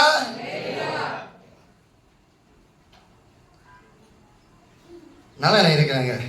ஒரு பாவமும் பாவம் தான், 10 பாவமும் பாவம் தான், 100 பாவமும் பாவம் தான், 1000 பாவமும் பாவத்துக்கு பாவம் தான் என் பேரு. ஒரு பாவம் எங்கேயாவது பேர் இருக்கா, இல்ல 10 பாவம் எங்கேயாவது பேர் இருக்கா, 50 பாவம் எங்கேயாவது பேர் இருக்கா? 1 லிட்டர் பால்ல 1 துள்ளி விஷத்தை கலந்தாலும் 10 டிராப் மீன்ஸ் சொட்டு விஷத்தை கலந்தாலும் விஷம்தான். அல்ல ஒண்ணுதான் விஷம் கலந்துருக்கு. குடிக்கல, யாராவது குடிப்பீங்களா? இன்னைக்கு ஒரே டிராப் தானே, யாராவது குடிப்பீங்களா? ஏன்னா 1 டிராப் தானே கலந்துருக்கு, குடிங்க, செத்துருவோம்ல. சாவு குறித்து பயம் இருக்குல்ல. ஆனா கிறிஸ்துக்காக வாழ்றவனுக்கு சாவை குறித்தே பயம் இல்லை. ஹல்லேலூயா. ஏன்னு தெரியுமா, இன்னைக்கு நான் மரித்தால் மறுநாளைக்கு நான் தேவனுடைய ராஜ்யத்தில் வீற்றிருப்பேன் என்கிற விசுவாசம் அவனுக்குள்ளாக இருக்கும். ஹல்லேலூயா. அவனுக்கு சாவு குறித்து பயமே இருக்காது. அப்படிதானே? பேதுருக்கு பயந்து இருந்தான். பரிசுத்தவன் உள்ளுக்கு வந்த பிறகு எங்கேயா பயந்தானா? பவுல் எங்கேயா பயந்தாப்லையா? யோவான் எங்கேயா பயந்தாப்லையா? ஏன்னா அவங்களுக்கு தெரியும் இது இம்மைக்குரிய உலகம், இது இம்மைக்குரிய உலகம், இதை காட்டிலும் ஒரு நிரந்தரமான உலகம் இருக்கிறது என்பதை அவர்கள் அறிந்து கொண்டார்கள். என் ஜனம் இன்னும் அறியவில்லை. அப்ப லோத்துடைய நாட்கள் என்ன நடந்துச்சு? ஜனங்கள் பாவத்தை செய்தார்கள், குடித்தார்கள், புசித்தார்கள். அடுத்து என்ன சொல்லப்பட்டது? கொண்டாடார்கள். இன்னைக்கு ஒரே கொண்டாட்டம் தான். அந்த திருவிழா கொண்டாட்டம், இந்த திருவிழா கொண்டாட்டம், அந்த கிறிஸ்துமஸ் கொண்டாட்டம், இந்த கொண்டாட்டம், வந்த கொண்டாட்டம், போன கொண்டாட்டம், செத்தா கொண்டாட்டம், சாவாத இருந்த கொண்டாட்டம். ஆமாவா இல்லையா? இயேசு எங்கேயாவது கொண்டாடினாரா? அவருக்கு அப்புறம் தான் அவரே கொண்டாடல, நம்ம கொண்டாடிட்டு இருக்கோம் இன்னைக்கு. அதான் சோகத்துல சோகம்.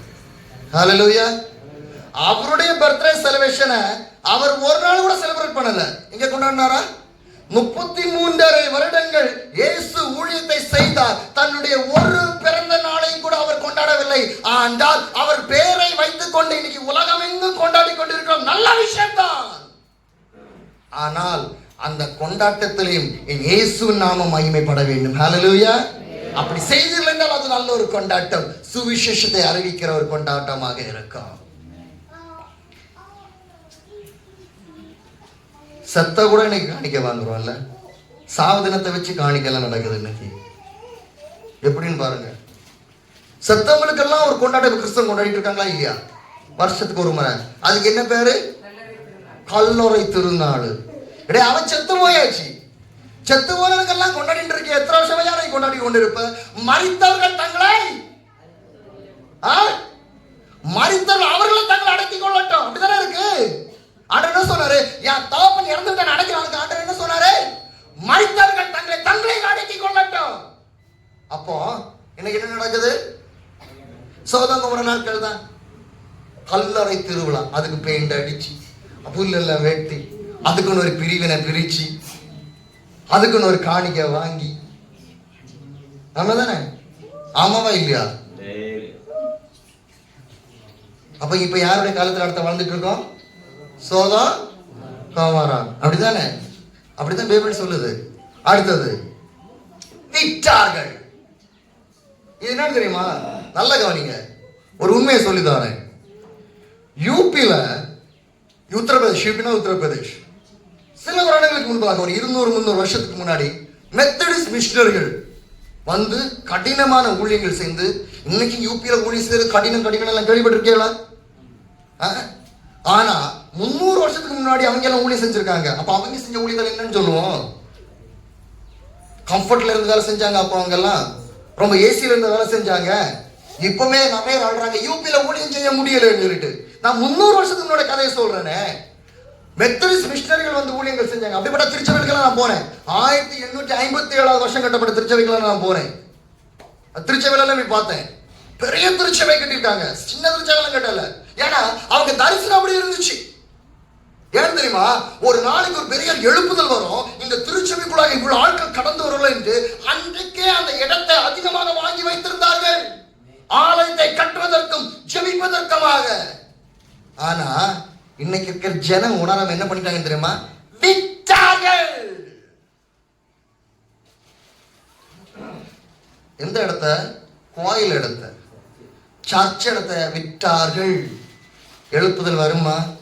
வராது. தலை கொத்து நின்னாலும் வராது.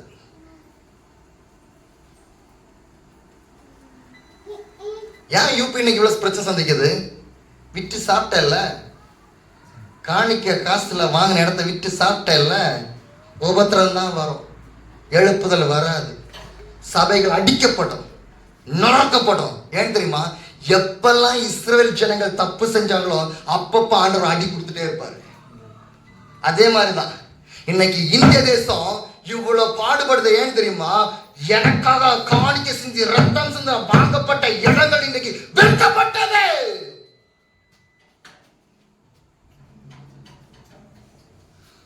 அது எந்த திருச்சபையாக இருக்கட்டும், இண்டிபெண்டனோ நான் இண்டிபெண்டனோ எதுவாக இருக்கட்டும்.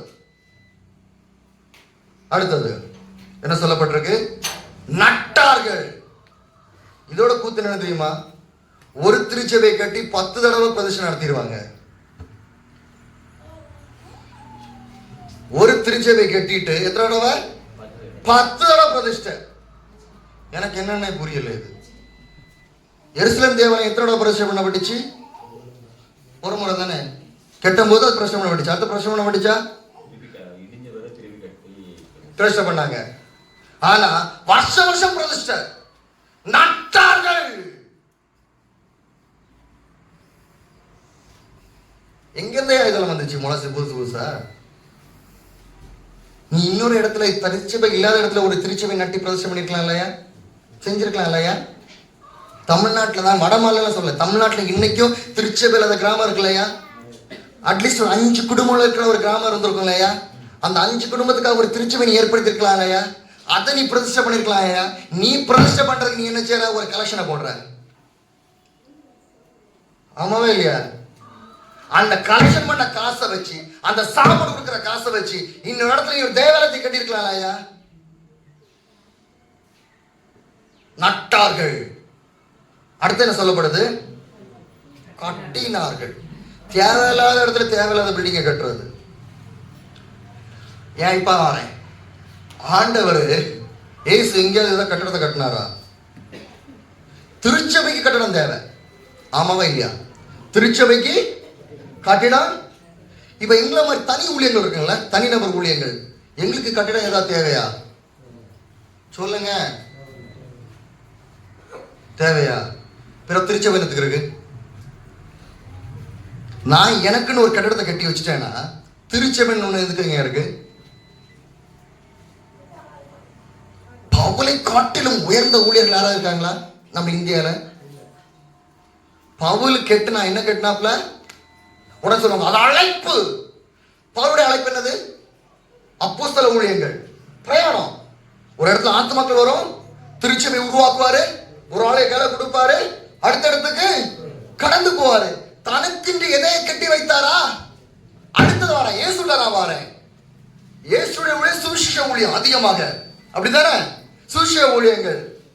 பறவைகளுக்கு நல்ல கேட்டு, பறவைகளுக்கு கூடு உண்டு, நரிகளுக்கு குழிகள் உண்டு, மனுஷகுமாரன் தாய் சாய்க்க. தனிநபரான ஊழியம் செய்யற எங்களுக்கு எதுக்கு கட்டடம்? மத்தேயு 10ஆம் அதிகாரத்தில் ஆண்டவர் எப்படி சீஷர்களை அழைச்சாரு? கூப்பிட்டாரு, 12 பேரையும் கூப்பிட்டு எல்லா வரங்களையும் கொடுத்தாரு. கொடுத்துட்டு என்ன சொன்னாரு? போகிற வேளையில இதனுடைய ராஜ்யத்தை குறித்து பிரசங்கினாரு. அடுத்து என்ன சொன்னாரு? போகும்போது 10 நிறைய சாக்கு நிறைய பாய்ஸ் காசை எடுத்துட்டு போன்னு சொன்னாரா? இல்ல பெரிய பெரிய அந்த குதிரை வண்டிகள் இழுத்துட்டு போன்னு சொன்னாரா? அன்னைக்கு கார் கிடையாது, குதிரை இருந்துச்சு. குதிரை வண்டிகள் எடுத்துட்டு போன்னு சொன்னாரா?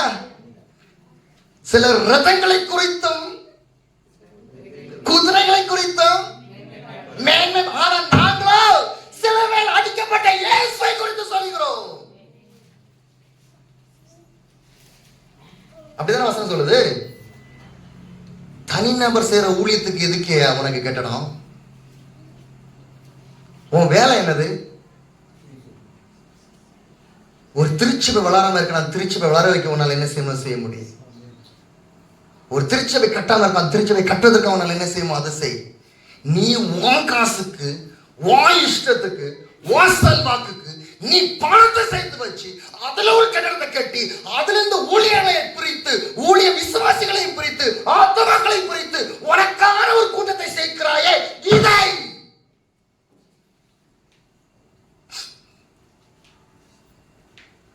என்ன என்று நான் சொல்வது?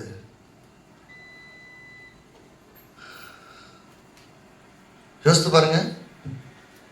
இயேசு எது அவருக்குன்னு ஒரு கட்டடத்தை கட்டினாரா? நீ எதுக்கே அது சேர? எழுப்புதல் எப்படி வரும்? வராது. இதை காட்டிலும் மோசமா தான் போகுது. சோதம் குமரை காட்டிலும், நோவன் காலத்தை காட்டிலும் மோசமா தான் போகுது.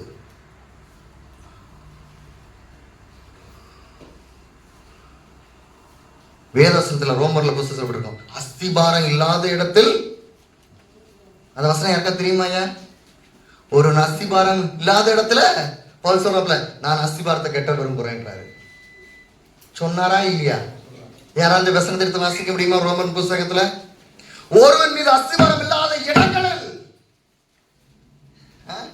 இன்னைக்கு கெட்டின இடத்துக்கு மேலேயே கெட்டுறது, கெட்டின இடத்துக்கு மேலேயே கெட்டுறது, கெட்டின இடத்துக்கு மேலேயே கெட்டுறது. ஒரு ஊழியர் தான் டெலிஃபோன் பூத்து மாதிரி 10 ஊழியர் வந்துருது. பண்டைய எஸ்டிடி பூத் பார்த்துருக்கீங்களா? எஸ்டிடி பூத்து, ஒரு எஸ்டிடி பூத்து இருந்தா மறு எஸ்டிடி பூத்து ஒரே இடத்துல தெருவில் வந்துடும். அடுத்த எஸ்டிடி பூத்து என்னுடைய நாமத்தை வீணில், அப்படிதானே ஆண்டவர் சொன்னாரு? எவ்வளவு கேவலமா இன்னைக்கு ஊழியங்கள் போயிட்டு இருக்குது. எழுப்புதல் வருமா? வராது. ஏன்னா நீ பரிசுத்தமாக செயல்படுறதுக்கு இடம் கொடுக்கலையே. நோவா சோதம் குமர நாட்கள் நடந்தது போல நடக்கும். ஜனங்கள் இப்படி எல்லாம் வாழ்ந்தார்கள். நான் ஒண்ணுக்கு விளக்கத்தை சொன்னேன். ஆனா சோதோட பாவம் எங்க எட்டினது? பரலோகத்தில் எட்டினது. ஆபிரகாம் லோத்தும், நல்ல கவனிங்க, ஆபிரகாம் லோத்தும் ஒரு காலத்துல இணைஞ்சு நடக்கிறாங்க, அப்படிதானே? எப்போ இவங்களுக்குள்ளாடி பிரிவினை வந்துச்சோ அப்பந்தான் சோதோம்ங்கிற ஒரு பட்டணம் அங்க வருது, அப்படிதானே? அதுக்கு முன்னாடி எங்கேயாவது பைபிள் வந்துச்சா? நல்ல கவனிங்க, தயவுசெய்து கவனிங்க ஒரு நிமிஷம், நல்ல கவனிங்க. ஆபிரகாமும் லோத்தும் இணைந்து நடக்கிறார்கள். அப்பொழுது எங்கேயாவது சோதம் கௌரன்ற பட்டணம் வந்துச்சா? பேரு வரல. எப்ப பிரிந்தார்களோ அப்ப என்ன வருது பேரு? சோதோம் வருவோம். நல்ல கவனிங்க. எப்ப விசுவாசிகள் நீங்கள் பிரிகிறீர்களோ சாத்தான் காத்து கொண்டிருக்கிறான் உங்களை அழிப்பதற்காக. எப்பொழுது ஒரு ஊழியம் பிரிகிறதோ சாத்தான் காத்து கொண்டிருக்கிறான் உன் ஊழியத்தை அழிப்பதற்காக. ஒரு விசுவாசி எப்பொழுது பிறந்து விடுகிறீர்களோ ஒரு விசுவாசியை அழிப்பதற்காக சாத்தான் காத்து கொண்டிருக்கிறான்.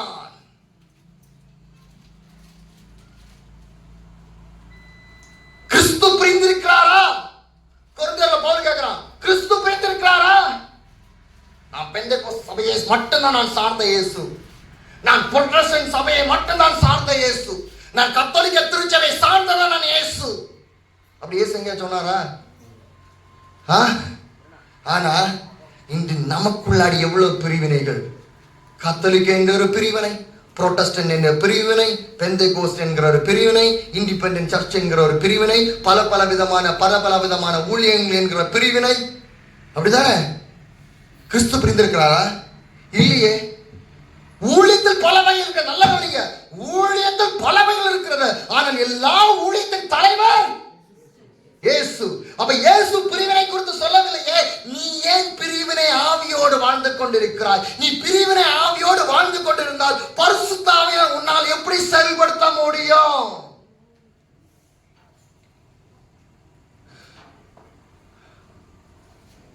யோசித்து பாருங்க, எப்படி செயல்படுத்த முடியும்? நல்ல கவனிங்க. இப்ப ஆபிரகாம் லோத்தம் பிரிஞ்சிட்டாங்க.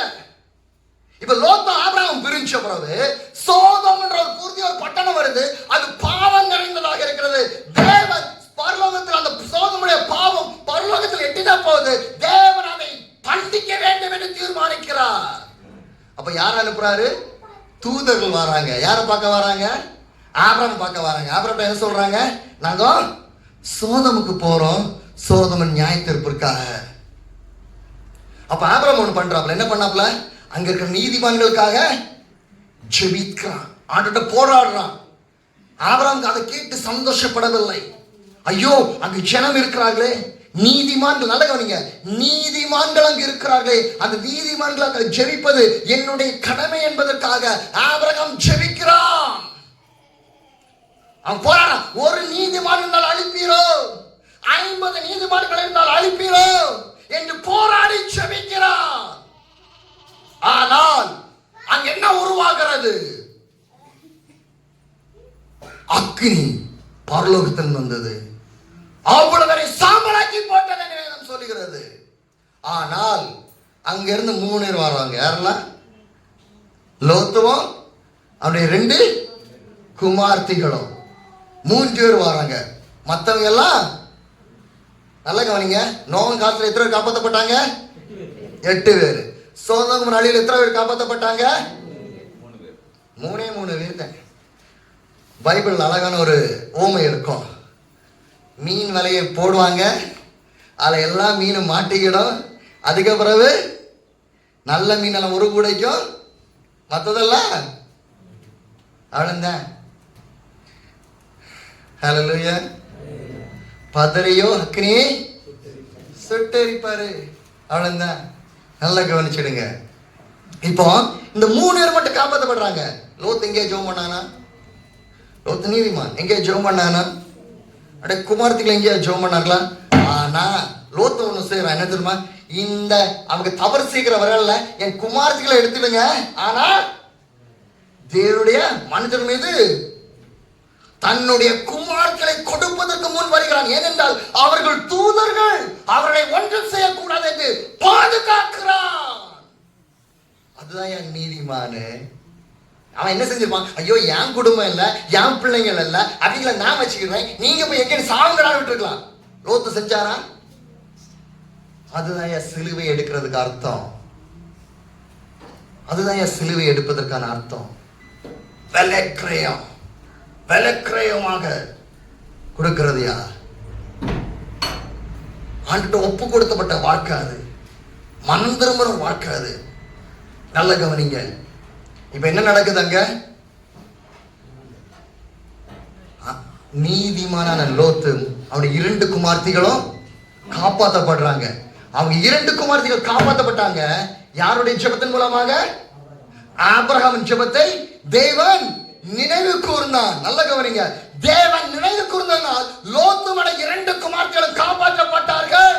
அதே போலதான் என் ஜனமே, நீ லோத்தை போல, நீ ஆபிரகாமை போல நீ வாழுகிற வேளையில் உன்னை நண்பர்கள் காப்பாற்றப்படுவார்கள், உன்னுடைய சிநேகிதர்கள் காப்பாற்றப்படுவார்கள், உன் அயலாக்கத்தர்கள் காப்பாற்றப்படுவார்கள், உன் குடும்பத்தார்கள் காப்பாற்றப்படுவார்கள். ஹல்லேலூயா. இது 2வது. 3வது காரியம், நினைவே என்கிற ஒரு பட்டணம் இருந்தது. நினைவே என்கிற ஒரு பட்டணம் இருந்தது. அந்த நினைவே பாவத்தில் சூழ்ந்து விழுந்து விட்டது. அப்போது ஆண்டவர் ஒரு தீர்க்கதரிசியில், அவனோட பேர் என்ன? யோனா. யோனாட சொல்றான், யோனா நீ நினைவேக்கு போ, அந்த பட்டணம் அழிக்கப்பட போகிறது, செய்தியே சொல். நினைவுக்கு போனா, நினைவுக்கு அது போனாப்லையா? யோனா போனாப்லையா? முதல் முறை போகல, தண்டிக்கப்படுகிறான். திரும்ப மீண்டுமாக உணர்த்தப்பட்டு திரும்பமாக வருகிறான். அந்த வேளையில் தேவன் சொல்கிறார், நினைவுக்கு போ. இவன் நினைவுக்கு போறான். நினைவுக்கு போய் செய்தி சொல்ல அந்த மக்கள் என்ன பண்ணாங்க? உபவாசித்தார்கள். நம்பர் 1. நம்பர் 2, அழுதார்கள். நம்பர் 3, என்ன செஞ்சாங்க? உபவாசம் பண்ணாங்க, அழுதாங்க. அடுத்தது ரெட்டு எடுத்து சாம்பல்ல உட்கார்ந்து, ஆண்டவரே எங்கள் பாவங்களை மன்னியும். ஆண்டவர் அப்படி ஜெபத்தை கேட்டாரா இல்லையா? அவர்கள் ஜெபத்தை கேட்டதனால் நினைவில் ஒருவனும் மன்னிக்கவில்லை. அதுதான் எழுப்புதல். ஆனால் இந்த 3 கதைகளை நல்ல கவனிங்க. நோவாவின் காலத்தில் மனம் திரும்பவில்லை, ஜனங்கள் அழிக்கப்பட்டார்கள். சோதம் கோமரின் காலத்தில் ஜனங்கள் மனம் திரும்பவில்லை, அழிக்கப்பட்டார்கள். ஆனால் நினைவே மனம் திரும்பினது, ஒருவனும் கூட அழிக்கப்படவில்லை. அவர்கள் கால்நடைகள் கூட மறிக்கவில்லை. எப்படி ஆண்டவர் போஷிக்கிறார் பாருங்க. அவர்களுடைய கால்நடைகள் கூட மறிக்கவில்லை. எதனால? நினைவே மனம் திரும்பினது. என் தேசம் மனம் திரும்பும் என்றால் எழுப்புதல் வரும். என் திருச்சபை மனம் திரும்புதல் என்றால் எழுப்புதல் வரும். என் பட்டணங்கள் மனம் திரும்பும் என்றால் எழுப்புதல் வரும். என் கிராமங்கள் மனம் திரும்பும் என்றால் எழுப்புதல் வரும். என் ஊழியங்கள் மனம் திரும்பும் என்றால் எழுப்புதல் வரும். ஹல்லேலூயா. என் அன்பான தேவச்சனமே, கடந்த 550 நாட்கள் இந்த செய்தியை தான் தேசம் முழுவதும் நான் பிரசங்கித்துக் கொண்டிருக்கிறேன். அதனாலதான் அந்த முதல் பிரசங்கத்தோ அந்த முதல் நோவோடு நான் நிறுத்தி இருக்கலாம். ஆனால் அதனுடைய ஆழமான அர்த்தத்தை உங்களால் புரிந்து கொள்ள முடியாது. அதனால இந்த 3 காரியங்களை நான் சொன்னேன். எதற்காக நான் பயணிக்கிறேன் என்றால் என் தேசத்தின் மனம் திரும்புதலுக்கு.